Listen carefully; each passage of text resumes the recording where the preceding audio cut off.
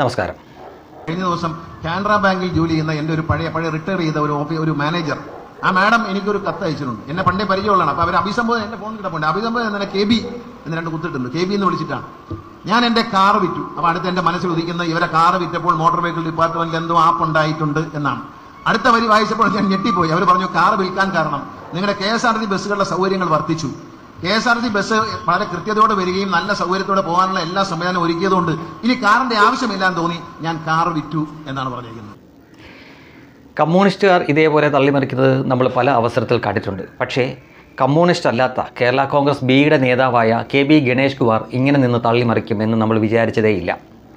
ഇപ്പോൾ കാറൊക്കെ ഉണ്ടായിരുന്ന, വലിയ സൗകര്യമുണ്ടായിരുന്ന ഒരു വ്യക്തി കടം കയറി മുടിഞ്ഞ് കാറൊക്കെ വിറ്റിട്ടാണ് KSRTCയിൽ കയറിപ്പോയത് എന്ന് പറഞ്ഞാൽ നമുക്കത് വിശ്വസിക്കാം. പക്ഷേ KSRTCയുടെ സൗകര്യങ്ങൾ കണ്ടുകൊണ്ട് ഞാൻ കാറ് വിറ്റു, എന്നിട്ട് KSRTC കയറാൻ അതിൽ യാത്ര ചെയ്യുന്നു എന്നൊക്കെ പറഞ്ഞുകൊണ്ട് ഒരാൾ കത്തയച്ചെന്നും അത് തനിക്ക് കിട്ടിയെന്നും ഇത് തൻ്റെ വകുപ്പിൻ്റെ മേന്മയാണെന്ന തരത്തിൽ ജനങ്ങളുടെ മുന്നിൽ പറയുമ്പോൾ തള്ളൊന്നും ഒരു തള്ളേ അല്ല എന്ന് പറയേണ്ടി വരുന്നു.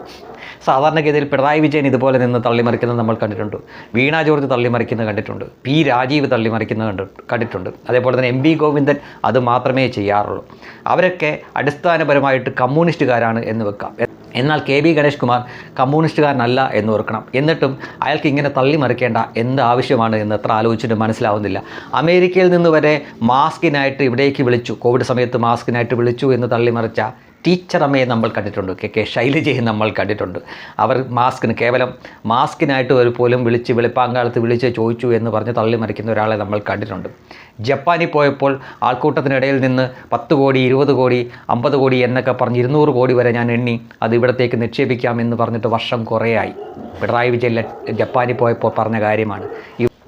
ഇവിടെ 200 കോടി പോയിട്ട് 200 രൂപ പോലും ജപ്പാനിൽ നിന്ന് എത്തിയിട്ടില്ല എന്ന് നമുക്കറിയാം. അതേപോലെ തന്നെ അദ്ദേഹം നെതർലൻഡിൽ പോയി കഴിഞ്ഞപ്പോൾ അവിടെ വെള്ളപ്പൊക്കം ഒക്കെ ഈ ഫലപ്രദമായ രീതിയിൽ നിയന്ത്രിക്കുന്ന റൂം ഫോർ റിവർ എന്നൊക്കെ പറഞ്ഞൊരു സംവിധാനം കേരളത്തിൽ നടപ്പാക്കാൻ പോകുന്നു എന്ന് പറഞ്ഞൊരു തള്ളു നടത്തിയിട്ട് വർഷം ഇത്രയും കഴിഞ്ഞിട്ടും അതൊന്നും ആയിട്ടില്ല എന്ന് നമുക്കറിയാം.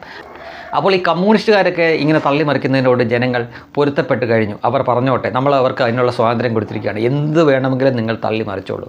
പക്ഷേ KB ഗണേഷ് കുമാർ ഇങ്ങനെ തള്ളിമറിക്കും എന്ന് സത്യം പറഞ്ഞു കഴിഞ്ഞാൽ നമ്മളാരും വിചാരിച്ചില്ല.